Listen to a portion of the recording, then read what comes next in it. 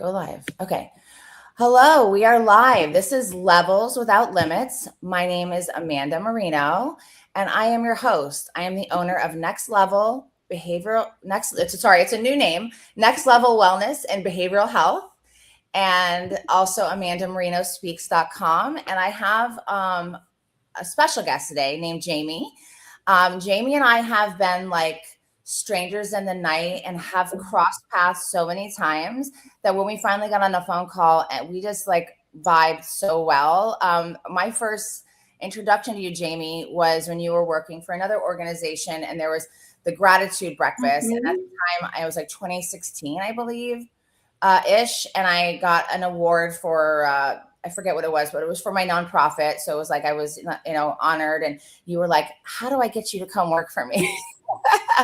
And I took it as subtle, Amanda. I took it as such a compliment because at the, like you were somebody like I really looked up to and admired and had heard of. And I know you've been CEO and brought really great value to organizations. And I know you're with like one of the best now. You're at the Meadows. You were recruited for them. So could you just introduce yourself and tell a little bit about who you are and what you do? Sure. Thanks, Amanda. So my name's Jaime Vinck, and I'm president of Meadows Behavioral Health. I've been here a little over a year and a half, and I'm a clinician by training and have practiced in the state of Arizona and been in the behavioral health space for over 20 years. Prior to that, I'm from Detroit and worked in human resources. And I've found that to be an important piece of the journey because to have a clinician that also loves Excel and loves processes and those kinds of things, the table was set immediately. It's like, oh, you're going into clinical leadership. I think I was a clinical director before I had my independent license. And so I got onto that trajectory and then ultimately decided, though I'm a chief clinical officer and at the program that you mentioned, Sierra Tucson. I'm sure it's okay to say that. And I was then, so I was just... And then they asked me to become CEO. And so thought about it and decided that would have been 2017 to give it a shot. And so I have been inspired to be a leader that I believe we can run sustainable organizations with clinicians' hearts. So that's been my jam since 2017. And you definitely do it really well because you're very sought after. You constantly are getting people that approach you and want you to come work for them. And that just speaks volumes to your reputation, the work you do, and the shift and changes that you help organizations or help them hone in on, their strengths. And like, it just speaks volumes. And so there was also Jaime and I, then like I left my last job that I had before I opened Next Level 7 years ago. Jaime started like right after I had left, which was another thing that I like saw her at the Labor Assistance Professional Conference. Mm-hmm. And it was my first time I was speaking there. And I was the first time there. I was like there without like a company. I was there just because I love that population. I love those guys and women, and they're like some of my favorite people in the world. So I stayed, I kept going as long as I could. And then now, we had a mutual client and, your leadership and then we got into the talks about the industry. Yeah. Or the field, let's call it the field. So we're in an interesting field, behavioral health. You are also the president of NAATP is what we call it. National Association of Addiction Treatment Providers. Yes. Can you share a little bit about what that organization does? Sure. So we are a trade organization supporting the addiction treatment field. And we've been around for 47 years, which is just mind-blowing to me that there has been this leadership organization around for 47 years. And it's gone through various ebbs and flows, and it's had its problems, just like all organizations, right? And Absolutely. I joined them 8 years ago as a board member.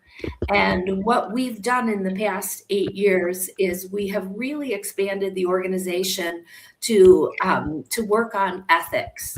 And not only do we do policy and advocacy and very close to Washington, but we also really keep our finger on the pulse of ethical behavior.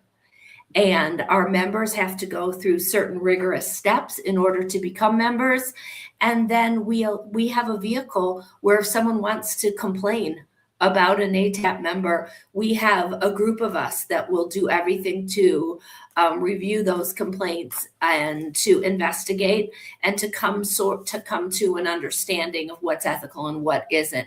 We have asked people to leave the organization, and we have denied membership. So we're very serious about it. Yeah, that's good, because honestly, I remember a time when it wasn't that way.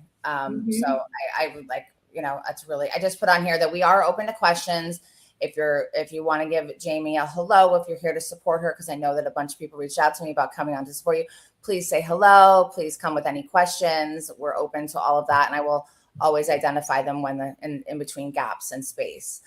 So Jaime and I got into speaking about just connecting and laughing kind of about our crossover all these years, and realized we had so much in common when it comes to certain ways we view things. I remember, so Kate Black, who works for you, she was on the board of my nonprofit, Women Empowering Women. And that was, I think, 2016 or 2019, I had it. And it was to raise college scholarships to send women in recovery to college. And at that time, it was my mission to get good media attention brought to our behavioral health space, because there was so much bad, especially in Florida at that time. It was a day of the era of the patient brokering. And that's why I went to work for a company out of state, because I wanted to, make sure I stayed, on the up and up with my professionalism. And, it was a tough time already for Florida. And then everyone's talking bad about things and making it worse, calling out people that sometimes weren't appropriate. Just doing things that were just, we already know that there's an underbelly. And I took personal responsibility since then to put out quality content, get quality media coverage for all the good that's done, because there is so much good. If you want to touch on that. Oh, absolutely. And, I'm right there with you, because we've got to instill hope into people that are struggling with substance use disorder and co-occurring disorders. People get better every day. I know this because I've been doing this work a long time, and I still get texts saying, hey, I've got 10 years sober, 15 years sober. Those folks never get any airtime, if you will. And those of us with our nose down that do this work day and night, that we need to be celebrated, not ridiculed, and not made to be, evil deed doers. Yes, there are bad guys in every industry. Every place I've ever worked, there are people that we have less than desirable ethics. But there's many more people that have integrity, that are passionate about this work, and brilliant as well, highly educated, credentialed folks. And we don't hear about them enough. We don't hear about those ones enough. We don't. We have to find them. I think we've put our brains together. We have to find a way to work on that. But I think today is a start of something beautiful of that for us. I think so. I really do. And, that's why I wrote the Rehab Playbook. I started it 4 years. I started it during COVID. If anyone wants to get it, we will put a link in after the show where you can get Jaime's book. Can you share with the mission and purpose, what you shared with me on our phone call? It just hit my heart so deeply. Absolutely. And so I started it during COVID when I was working in a very large treatment center, and I saw what everyone was doing in order to keep our doors open. And we were essential workers. And so we were able to come to work, but I realized oh my gosh, how's everyone feeding their families? We don't want to go to grocery stores. How are we homeschooling our children? All of those kinds of things. So we set up a very supportive environment so that we could keep our employees safe and our doors open. And I became inspired to write about it and to write about the folks in our industry. And, we have a very, very collaborative industry. Yes. And even though, I was at Sierra Tucson, Sean Walsh at the Meadows, we supported each other and talked to each other all during COVID. I mean, it was quite a beautiful thing to see. And so I wouldn't have made it to where I am today without collaboration and partnership. And I started right before the pandemic. So I started end of 2019 is when I went into business. That's why social media has become my dear friend, and I've leaned into it because I had nowhere else to go. And at the time I joined like groups of people, like all kind of navigating the same things, and also considered myself a first responder because my mentors who were older interventionists were not safe to travel at that time. I traveled the whole time. Right. And the generosity of spirit of the folks that work in our industry, it's something that I felt I really wanted to capture on paper. And so I did 40 interviews and put them in a book called The Treatment Team. Was about to self-publish, and a colleague of mine suggested that I flip the script a bit and do a playbook to help families and folks that are struggling. And so the treatment team became the Rehab Playbook, and it really is designed. We know that 1 out of 10 people who need treatment get it. This book is designed for the other 9. And what it does is demystifies treatment. And of all the 40 people I talked to, 3 made it in the book. So we've got interviews about the why and the inspiration behind people that do this work. And a main goal of the work is that, we know those 9 people that don't get care. There's a variety of reasons, and I work hard to touch on all of them in the playbook, but it's mostly fear of the unknown, fear of facing our demons, fear of not having our coping mechanisms, and fear of not understanding what goes on behind the gates, behind the doors. And I encompass a ton with families is fear of finding the right place, right? While Google, is a place that many people go, you have to be really careful with that. Like if you do go to Google, also ask someone maybe that's been through it, or ask someone that's a clinical professional that may have some resources. I'm always able to answer questions to the best of my knowledge, and I try to continually stay up to date with organizations because a lot of my therapist friends that don't get out, they still think a program from 10 years ago is like this solid program. And they may not know there's been clinical leadership changes, staff cutting, completely different gutted out program. So, I make sure that, that I'm up to date and I'm educated to be able to support these families while choosing a program, and, there are ways, but I Google is a place, but I recommend trying to find a trusted person that you can go to.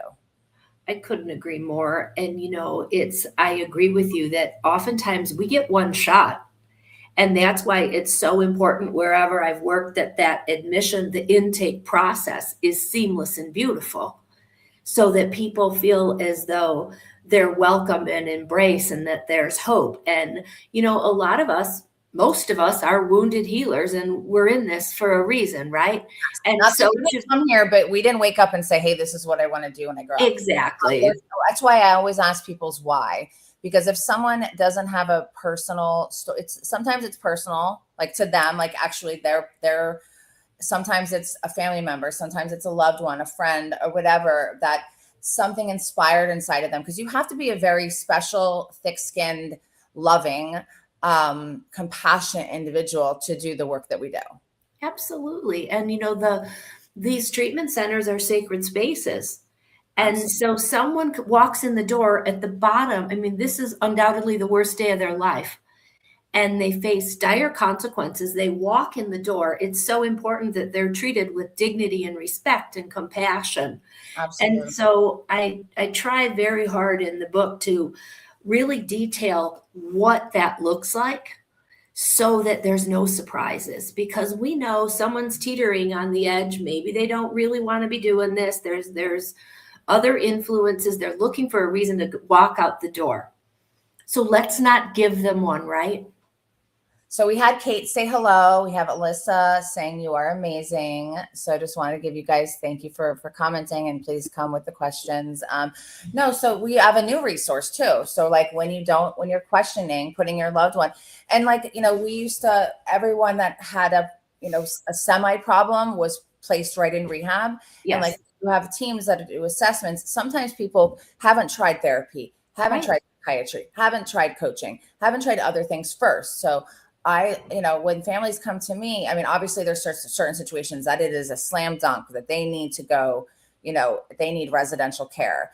And like you said, the welcoming aspect, having the pieces, feel like everything's kind of flowing and they feel supported coming in. The family feels comfortable. Like those things are super important. Your loved one is going to, whether it's through their own choices or being pushed by loved ones or through intervention, this is a very scary step for an entire family unit.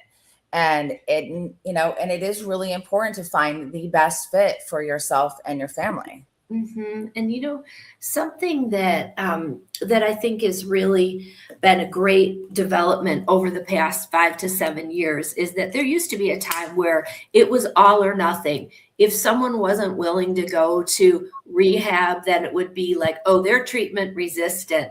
They've got to hit rock bottom, and that's ridiculous. I say it's now. Yeah, exactly. It's your show, not mine. I wasn't going to use that word, but yes, we're in alignment. But I really believe that there can be many approaches, and whatever point of entry someone will be willing to do, I say, yes, please, come on in. And that's been a change that I love about our work. And I love the coaching aspect and the family support, those kinds of things. It's all goodness. Yeah, well, that's what I saw. Like, my last couple of years of working in residential care, I shared this, it became like, first I was, lifted and supported to be my creative self. And then I was kind of in the box. And I didn't love the feeling of being as good as last month's admissions. Like, to me, that felt an icky feeling. And I just couldn't live with it anymore. And so I saw, there was people that were doing what I was doing, but they were doing it with if you're not willing to do everything this way, then we will not accept you as a client. Right. And I thought that was harming people. And so I decided to take what I learned from my mentors, learn what I learned from people that I worked under. Some I utilize, and I still like one of my mentors, Natasha Silverbell. She lives near me. We talk all the time. She's somebody I go to for everything. And then there's other ones that I worked for that literally I built my business model opposite of how they did it, because I had no clinical oversight. I always have a clinical oversight on my team. We have a clinical, specialist, he is, as we do clinical rounds with him. We make sure we're covered. I make sure there's always, if they have a coach, that they have a therapist and a psychiatrist if needed, making sure dietitians, there's so much collaboration that goes in. So I felt like I wanted to I saw a need to create what I was creating, which was, filling in the gaps before, during, after, or along with treatment, or sometimes in place of, if someone's been to 25 treatment centers and they do well when they're there, maybe they need to get stabilized, and then they need to get some support how to live life. Exactly. Greg said, I love hearing the sacredness of this work. Thank you, Greg. It's very important that we honor that. Come back when you are ready. It's so interesting. I've worked in programs where, not that long ago, where they wouldn't take AMAs back. And one of my first, it's the program where you and I are a mutual employer. Yes. And I was on, I believe, day 2. And I was like, no, we're not going to do it this way. No. To me, it's the ultimate compliment. If someone looks at your program as their safe space, they went out, maybe there was a relapse, maybe a slip, whatever happened. If they want to come home, to me, that's beautiful. Yeah, absolutely. I think that's a testament. Maybe they put their toe in the water and they were scared. We don't know all the reasons, right? It's scary to face yourself unmasked and real, facing your consequences and facing this big work that you have to do. It is really, really, really hard. And I think that it's we kind of forget about that sometimes, because we do this.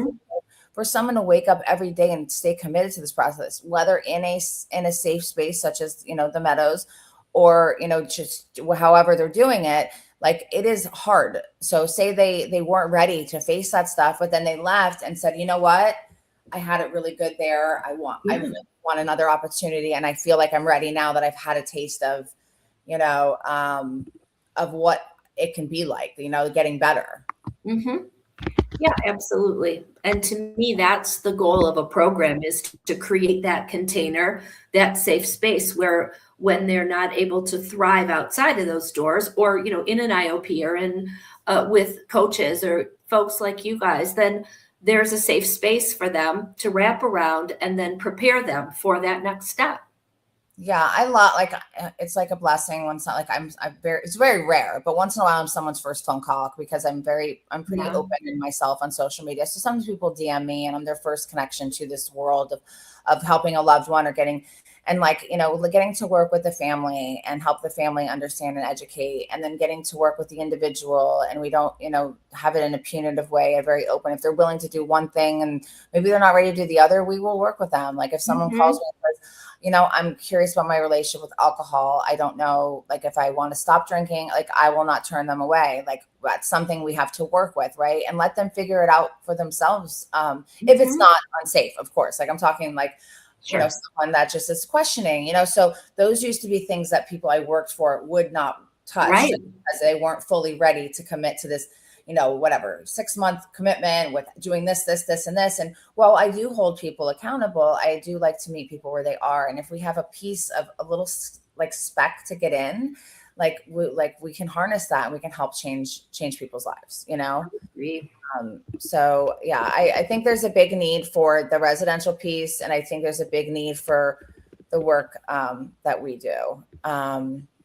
So I just said hello. We have a gentleman from Italy, Aphrodite. So I said hello to him and thanked him for coming on. So yeah, so the negative attention versus the positive attention. Okay, because there's like movies and books and you know, plenty of terrible, especially where I'm from, South Florida. We were really bad for a while, right? There were, I mean, and like I tell people, like I was, you know, in the field since 2013. So I was here through like, you know, when it started to get, and I've never seen those people. Like I've never met any of them.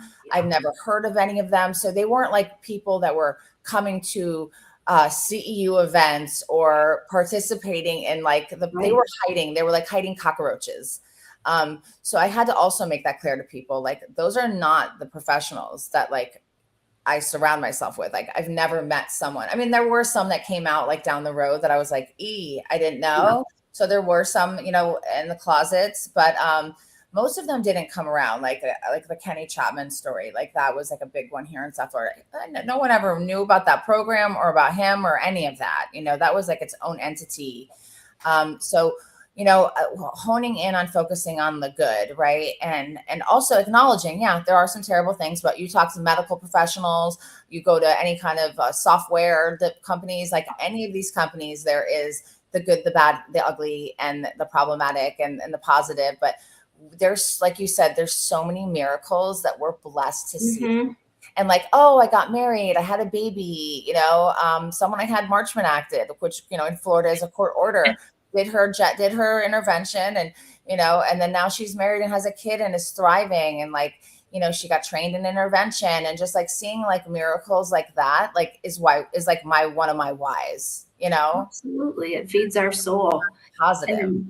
And the other thing that I have a healthy fear about is that when someone tells negative stories over and over again, and you and I chatted about a book that was recently released that tells 4 very, very tragic and heartbreaking stories. But I have a healthy fear that if someone is on the fence, whether or not they want to get help, if the family member is on the fence and they pick that book up and they read it, they say, oh, see, this treatment thing, this isn't for me. There's a bunch of shysters there, and they won't get help. And we know what happens when people don't get any help. They die.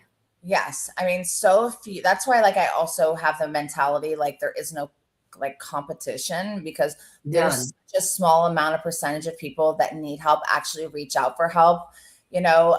And so like, I feel like there is no such thing. There's only room for collaboration. I don't see that if people find me or they find someone that's a company similar to mine, I am grateful that they found somebody.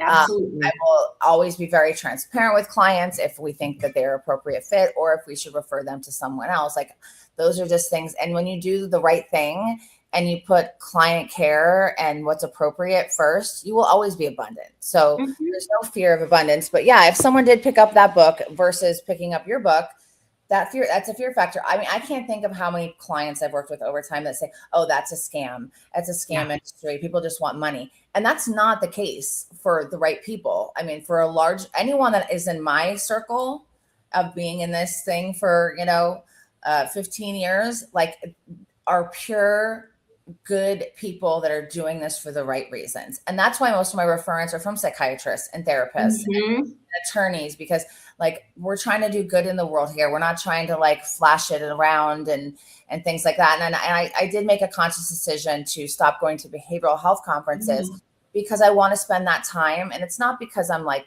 hating on anyone or anything. I started kind of the enmeshment, didn't really feel like I wanted to be part of that. But also I want to bring all that I've learned to spaces and rooms where nobody's heard that someone else has been sexually abused, that someone else has been through mental health struggles, has never heard that there's solutions for this. And there's places to go and modalities of things of care that I get to be that person that they hear it from first. And that to me, That's really exciting. Yeah, I spent so much time in the behavioral health bubble, which was what I needed for all the learning and the absorbing and stuff like that. But now it's time for me to spread my wings and fly to other countries and, speak to women in Africa that, my friend Laura is watching. I've spoke for her a number of times, helping women to say no, talking about being abused, talking about having postpartum or mental health struggles. And that's all real stuff. But yeah, like, and what's like one of your like favorite parts of your book? It's a hard question. It's very broad too. No, something that I love about it is, and this was actually in both books, the one that got published and the one that didn't, is that I introduce everyone to the treatment team and talk about the benefits and even the science behind collaboration. Because you and I know that's the difference between good treatment and great treatment, the ability to really collaborate.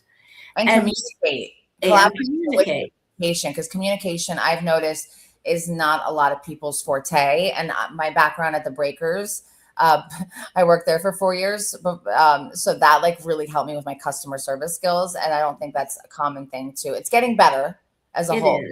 It is. It really is. But the section where I break down the team members and introduce people to members of their team so that they understand the complexity and what the integrative model of care is, and the fact that, someone owns this place. Someone's a CEO here. Someone's a medical doctor. Someone's a psychiatrist. Yes. This, I found it right away. Look at that. Yeah, that's meant to be. And so I introduced.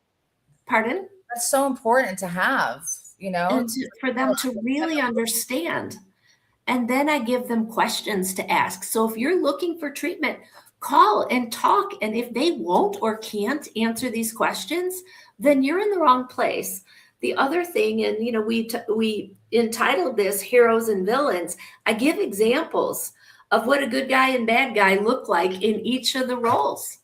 Okay. So that we're not go over a few of those. I think that would be helpful. If someone is like just passing by this isn't a mistake. You're meant to see this. You're meant to hear from Jaime and her years of experience and leadership and also clinical. And so give me some examples of the positive, the heroes versus the villains in these different roles. I think it's super important to hear. So like a primary therapist, and that's the quarterback of the team, right? Those are folks that are have done their own work and they're in a good place and they will quarterback one's care. I have seen, and I was a primary therapist in residential for years. And so I have seen primary therapists literally love their clients till they can love themselves. If you don't have any faith in God, then I'll pray to my God for you. They really stand in that fire for and with someone and take them to the darkness and then help them find a way out. Yes, that's primary therapists with so many, credentials and trainings and people that live and breathe the work. I've seen others that become completely enmeshed. They have a relapse of sorts. Relapse can wear so many different faces, right? and they fall in love with their power that they have over that person. I've seen primary therapists borrow money. I've seen them, go out to dinner when the person leaves care. I knew someone from years and years ago who married one of their former clients. And what I've come to believe is that obviously those are all horribly unethical things, but the folks that I've read about and studied and even known that go those routes, they're suffering from compassion fatigue, from burnout. And that's one of the main things in wherever I've worked. I launch huge compassion fatigue initiatives because you can see the warning signs, right? When a therapist is struggling, and we've got to nip that in the bud. We owe it to our team so they don't blow up their lives in someone else. But those primary therapists, I ask in the book, I ask our readers, ask them what type of compassion fatigue initiatives they have. Have they ever heard of it? How long? Yeah, we're big in my company with asking, like before someone takes on the long-term 24/7 recovery or wellness associate position, we share details of the case and ask them, how are you feeling? Like, yes. They know by now that, like, how are you in your personal journey? Because, also many people have gone through their own things and are still self-caring and taking care of themselves. Like, I'm a coach, as a therapist, and so we ask people, like, this is what it looks like. Do you think that you're in a good space to take this kind of case on? And and I let them know, if you say no, that doesn't mean we're not going to circle back to you. If you say no, it's not a good time for you. We very much respect that. And I'm big on making sure people take time off. I will forcefully have my team take days off. I will not address something that needs to be done business-wise until they've scheduled a spa day for themselves or something like that. It's just super important. And I don't think that's done enough. I'm glad that you focus on that. That's the first thing you do when you come to an organization that should share even more respect for you. Because I know organizations where it's like people don't take vacations for 6 years and they're grinding, and no wonder the sickness is coming out and the inappropriate behaviors because they are not taking care of themselves, and it's so important to have that piece. And, in some cultures, in certain companies, that's rewarded, right? The leaders are grinding and running themselves into the ground. Yeah, that to me is not. No, that's not leadership. Yeah. That's not leadership. That's codependence on the organization and hanging on for dear life in scarcity. And then also kind of identity. Like, I know with my nonprofit, I realized that that was my identity. And when it kind of fell apart, it broke my heart to a level that I was like, I am Amanda, women empowering women. Like, it became so I had to really be careful. Like, now today, if something happened with Next Level, I would still be me, but I had to go through that to understand and learn that. And people do have this identity that this is who they are. I am this place. I am this organization. And while that's all good and great that you want to take that on and be the hero, the true hero is the one that says, hey, I need some time off. I'm burnt out. Hey, I'm whatever, or leadership to identify it, like you're saying, and have the initiatives put in place is such a healthy thing. And so many programs I know are opposite. They're rewarded for the overworking. Absolutely. And, I think with women too, I do think that, and I can just speak for myself, but I tended to over-identify with my roles, especially as my children grew up and, went away to college, got married. It was like, okay, now I am going to caretake this treatment center.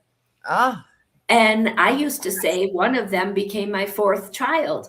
That's not okay. I was a bit enmeshed, and I think I anthropomorphized it. It was a human, and it's like, no, it's not. It's your job. Yeah. And you got to get healthy with that.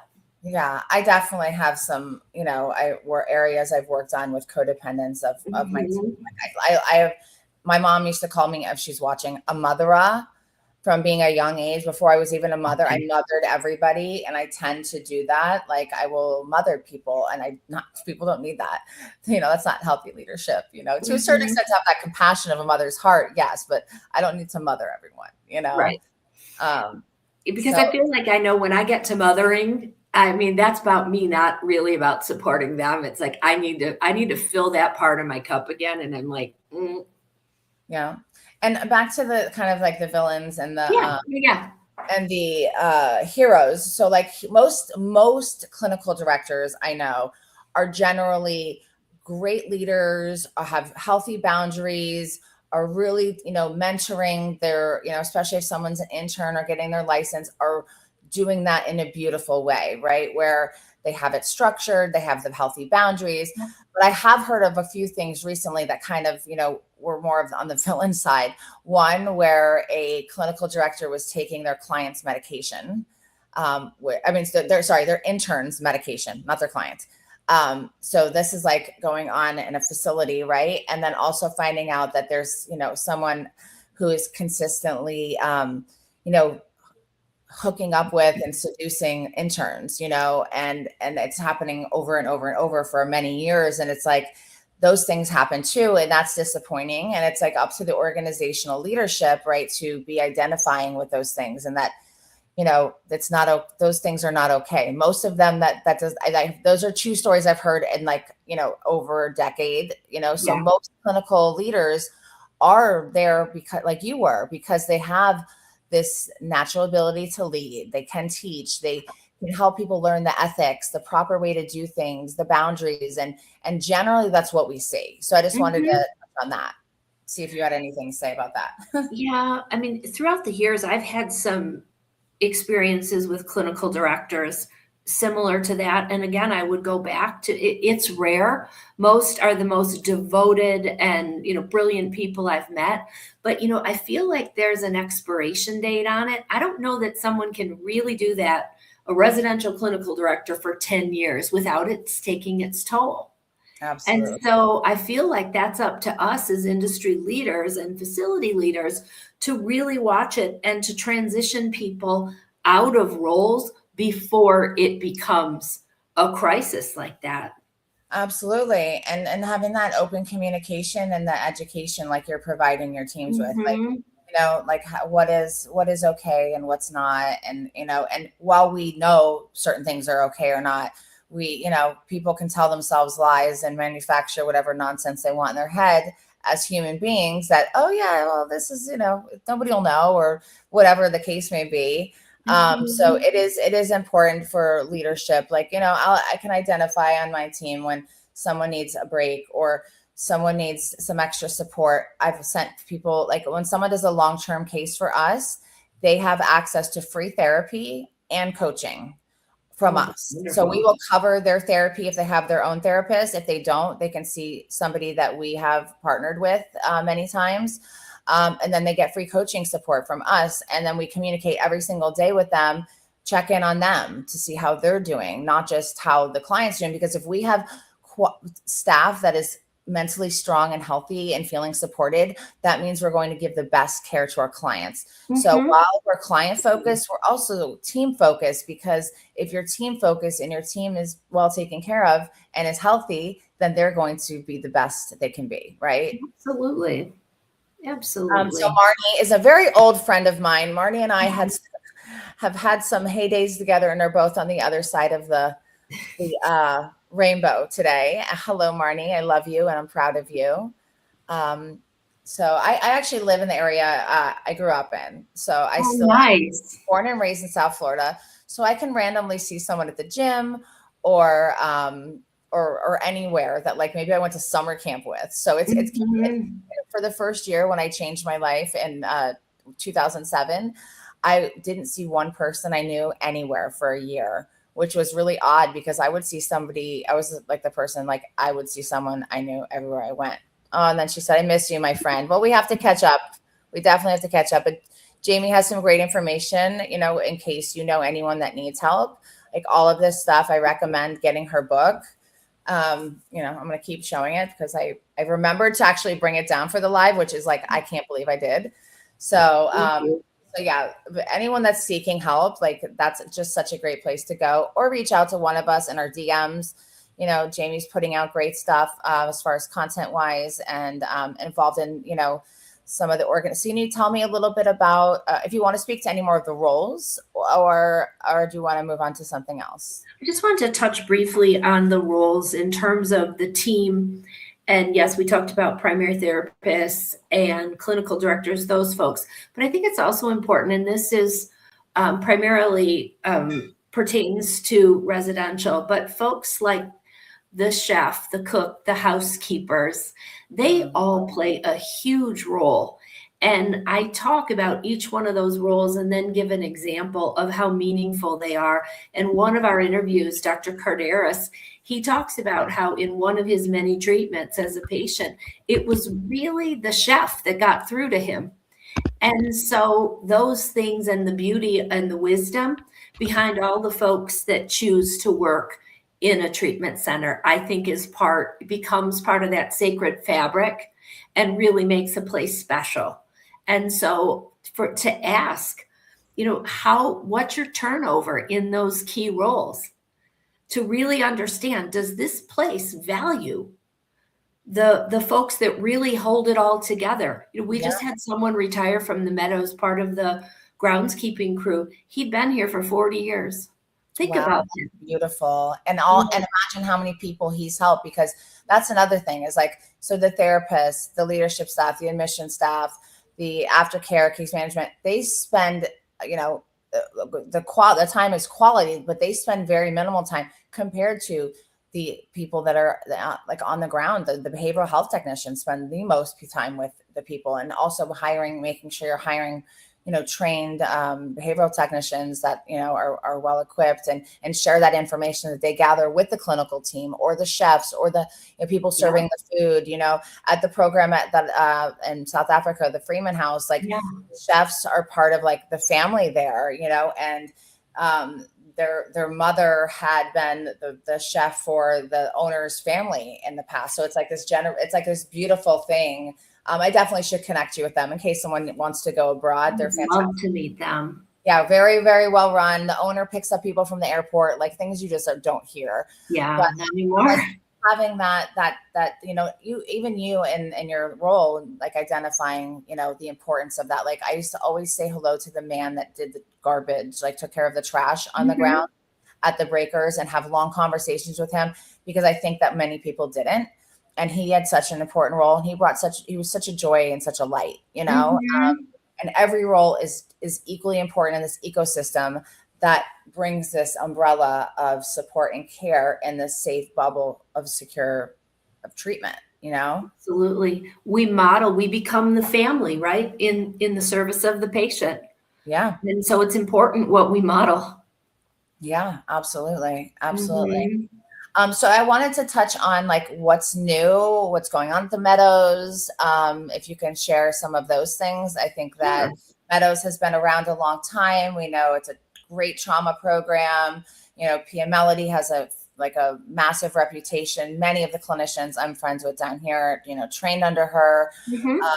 So I'd love to hear like what you would share with people that maybe are wondering that are in the field and are, or for people that have never heard of any treatment centers, kind of speak to what's going on at the Meadows and what you guys specialize in. Sure. Well, Meadows has been around, it'll be 50 years this year. And we are headquartered in Wickenburg, Arizona. That's where I'm sitting right now. And we have our Meadows campus, which, yes, we were really one of the first to identify that trauma was really at the root of most issues. And so Pia Melody was really the first one to identify that. And so all of our programs, if you look at the thread that runs through all of our programs, it is trauma care, trauma treatment. And so we have the Meadows main campus here in Wickenburg. And then we also have Gentle Path, which is men's sex addiction. And that's Dr. Patrick Carnes' program. So Dr. Patrick and Stefanie Carnes are both part of that. And then we have Willow House for Women, which is women's intimacy disorders. That's part of a larger women's trauma program. And we also have a very, very small eating disorder program that's part of that whole group. And then we have the Claudia Black Center, and this is all on main campus here. And Claudia Black Center is for young adults. And in addition to treating trauma, depression, we do a lot of substance use disorder, co-occurring disorder in all of our programs. Claudia Black, as is Patrick Carnes, they spend a lot of time here on campus. If you were to go into the Claudia Black Center, you would see Claudia doing a lifeline for a patient. She does a lot of work with our families, obviously. And so how long have they been part of the Meadows? Like, since I've ever heard of it, they have been. So there's the senior fellows. We've got a number of them, but Patrick Carnes, Claudia Black, they have been senior fellows for 15, 20 years. So a very, very long time. Wow. And so that's all, those are the programs that are here in Wickenburg. And then we also have the Meadows Malibu, which is a small program, again, trauma, substance use disorder, co-occurring. And then we have the Meadows Texas, which is in Dallas, outside of Dallas in Princeton. And the interesting thing, and this is a relatively new development, it's a year old now, and I'm super thrilled about this. We are in network with Blue Cross Blue Shield. Previously, Meadows Behavioral Health was, pardon? At which location? At all the residentials other than Malibu. So Kate just let us know, for any of my local colleagues, that Dr. Stefanie Carnes will be in Boca doing a CEU event this Friday. Unfortunately, I'm hosting an event this Friday where I would totally come, but that's good for people to know. So you're accepting insurance. That's really, really amazing. Blue Cross Blue Shield. And it's been a game changer for us. And, you know, I've always been extremely committed to expanding access to quality care. And the fact that folks can come to the Meadows, I mean, that wouldn't have been the case 3 years ago, 4 years ago. So it's really changed the folks that we're able to treat. You mentioned the labor assistance professionals. I mean, those were the first call I made, you know, and now we're also starting a first responder program because we can support the, you know, protect the protectors. So that's something that will be launched, you know, in a week or two. And my son is becoming a first responder. He just finished EMT and he's so he is starting the first responders world. He's 20 years old, and I'm very proud of him. And I told him you need to not just worry about the physical piece. You have to also make sure you take care of your mental piece, because it's a very, you know, and I've warned him, you know, so he's really doing all the things that are recommended by mom now. It took a little. That's so exciting. Yeah.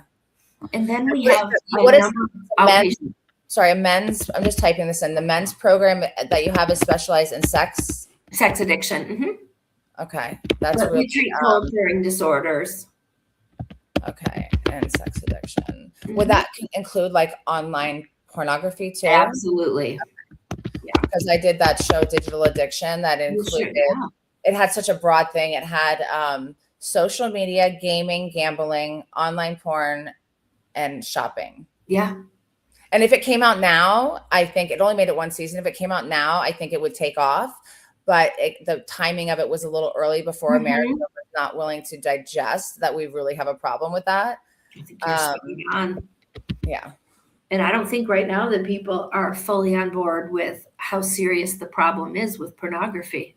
Yeah, and the thing with that is it's like, from what I understand, from what I hear from people that reach out to us, because we will work, you know, with clients with that, and that it just continues to escalate. Like what once was, you know, got you're the results you needed, then you have to go further and further. And so that's where it gets scary, you know, crossing unhealthy spaces, and also destroying relationships, you know, healthy, happy relationships. Yeah. What is the link for your book? Is there a website for it? Or yes, www.therehabplaybook.com. And if you want to sum up what your book, like what like your heart part of it is, like if you could sum up why you chose to write a book different than the books that are written that are kind of trashing and have horror stories. The rehabplaybook.com. Yes. Okay. So yeah, from your heart, I would love to hear that piece, if that's okay.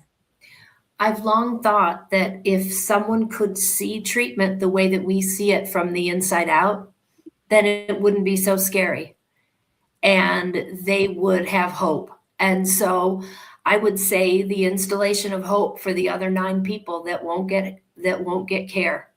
Mhm. And so I want people to know that these places don't have to be scary and the work doesn't have to be scary and that people get better every single day. Absolutely. I love that. And Mhm. anything that you'd like to say to people that are continually sitting in the negative and are not bringing out any of the light and the positive? Like, would you give that any message to them? Because it's a problem, and negative finds more negative, and then you're going to find the people that are with that in that with you. And let's not for like we can touch on and talk about the stuff that's the reality, right? But like, what about all the lack of acknowledgement of all the good? Mm-hmm. What I'd like to say to them is call me, let's talk about it. And, be part of the solution with us. There's so much wonderful work going on, with NAATP and Shatterproof. And there's so many ways to get involved in the goodness of our industry. Absolutely. So give it a shot. Yeah, or reach out to Jamie directly, and let's go. Anytime.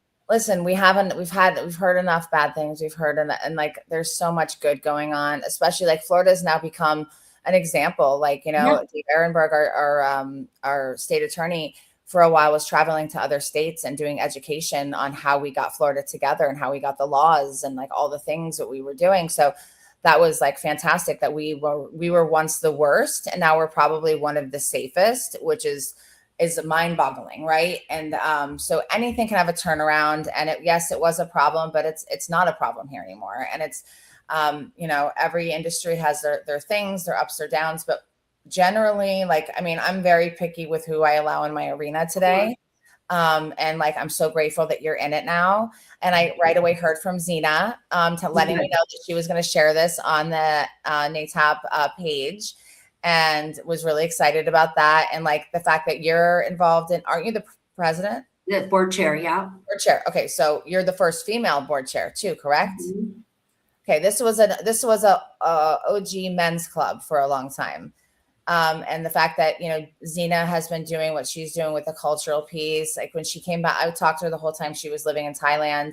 And, when she came back, she kind of like was, okay, where do I go? What do I do? And the fact that she's landed there first as a board member and now as an employee. And then now you are, like, I love your 2 women I really look up to and adore. Zena, like I claimed as my mentor when I had my nonprofit and kind of said, hey, you're going to be my mentor now.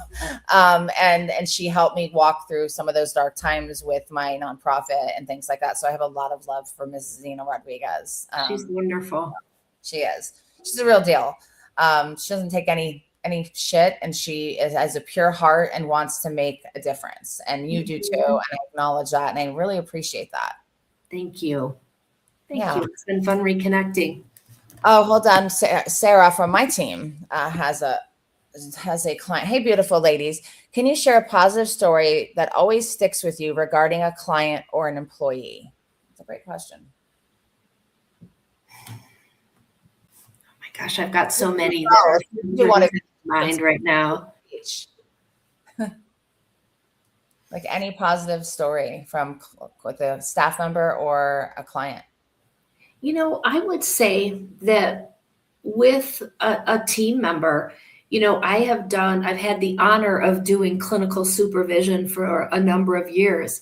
And so to be able to watch folks grow and learn and go from a very timid person into a seasoned clinician and then into a badass leader. I love that. And, that is what I want to be my legacy. I mean, the clock's ticking. I won't be doing this in 20 years. And I think I've got to have like-minded people with like hearts. And so whenever I see team members grow, and, it's not just women, when people grow and learn and step into their magnificence, it's like, yes, we got another good one, Yeah, that's so beautiful to be part of. I mean, I see it within my own team, Yeah. and managing people sometimes can be one of the hardest parts of the job. So to be able to have moments like that are just like pure bliss and joy, Absolutely. Anyone that comes to mind of a client? Oh my goodness, I have so many. I don't change my cell phone, and I just have. Sure. Neither, and it's public, it's everywhere. So anyone can call me from social media, like it's pretty out there. I'll hear from a client from 15 years ago. Hey, I'm still here. I'm still sober. I had one come to my book signing in Phoenix last week. He just celebrated 15 years sobriety. And I was his equine therapist. I do a ton with horses. And he says that the horses saved his life. And he shows up at my book signing. I'm like, that's so awesome. mm-hmm. What a nice surprise, right? That probably was like one of the highlights of the book signing. Oh, it was. Just to put it out there to you and Kate, if you want to come to Florida to do one of those, I will happily help put together one for you. Oh, just I would put love that that. out there. I will get, if it's something you're interested in. I mean, Kate and I know we've hosted many events together over the years when she was the secretary of my nonprofit. I was the founder, and so we've done many things, but if that's something that you're ever interested in, just know there's an open invite, and would love to, have a lot of good clinicians and really good people there to celebrate you. And I think that the work you're doing and the example that you're leading with is profound. And I think the Meadows is blessed to have you, and good job on your recruitment of Miss Jaime. And I love, thank you so much for all of the updates, for understanding for people what good treatment looks like. I think there's a few things I just want to close with, and you can add to this. I think having small caseloads, having a family program, having, making sure the clinicians do their own work. I mean, you might not ask that as a person seeking treatment, but having an alumni program, and having individualized care. While there could be a treatment kind of modality that's used, but the individualized care and seeing people as their own person, not this like everyone's like a mill kind of thing. Those are the things that are important to me when looking for a program for a family. Absolutely. What would you add to that? Is there anything? I would ditto all that. And I would also add competent psychiatric services, because we know so many folks now have the co-occurring psychiatric symptoms, and including trauma. And then someone that will do a responsible history and physical, because so often we see people that have physical things that are impacting their mental health and well-being that are leading to substance use disorder. Absolutely. So the medical, psychiatric, all of those components, like something that we do now is we partner with an organization, Basis Medical, that does like a full panel to check hormones. Hormones play a huge role in people's mental health, especially like I'm 44. Like I do every 3-month panel. Just to make sure that like I'm, because hormones are really, really important, and all like an underlying medical condition could be the reason that people are so uncomfortable in their body that they're sick. So yes, all of those things are so, so important. I love that addition. And so how can people find you besides your website for your book? So I am on LinkedIn. That's my only social media that I do right now. And the best one, I think the best one for me. Yeah. And so Jaime Vinck on LinkedIn, that's really the best way. And I am happy also to share my cell phone if you like. Awesome. And yeah, go ahead, go for it. You can, can you put it, can you chat or no?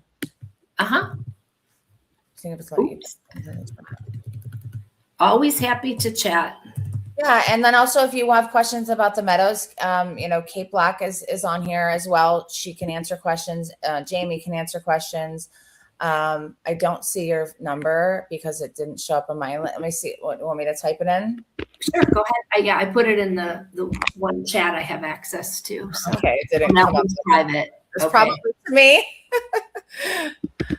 Okay, go ahead, Jaime. What is your title at the Meadows? I'm sorry. President.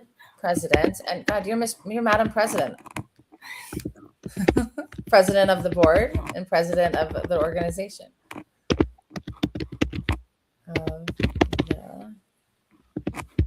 Meadows. And I was just thinking as you were talking about that, we were talking about the trauma piece. Yeah. How it took so long for that to actually, like, when it was like announced that it was like in the DS, it was like the root cause of addiction. We were all like, yeah, duh. Those of us Right. who forever, we know it. Okay. What is your cell number? 520-603-9212. Okay. Well, I look forward to doing many things with you in the future. Me too. And we'll definitely promote your book. And thank you for sending me my own signed personal copy. I really appreciate it. And just keep, leading with the way you do, because you're teaching so many of us. I'm ownership of a company and leadership for 7 years, and I was in leadership director roles of like business development prior, but I am still a student and have so much to learn. And I think that you helped a lot of us leaders today to look at things a certain way, and also help people that are questioning treatment and what about it, and putting out some positivity. And like I always love to interview people that are smarter than me, more educated than me, and have like a lot of value to add to the online world. I think I share with you, a lot of my therapist friends, I am their first video. I'll go to their office and make a reel with them, and then they take off with it. So sometimes people just need to have that fear walk through. So like, that's something I'm really passionate about, is like consulting with social media for behavioral health centers, as well as like just going and helping a friend make their first video, because it is scary. It's weird. I was in entertainment my entire life. It was weird talking to my phone for a long time. I was like, I can't do this. Give me a camera set. Like, I'm good. But to give me my phone to talk to, it's weird. So thank you, Jaime, so much. I'll give Jaime a celebratory round of applause, and thank you for coming on Levels Without Limits. You truly define that in all that you do, and we're grateful for you. Like, and thank you. Behavioral health, we're blessed. Thank you, Amanda, and thanks for all you do. Thank you. Talk to you soon. Bye-bye.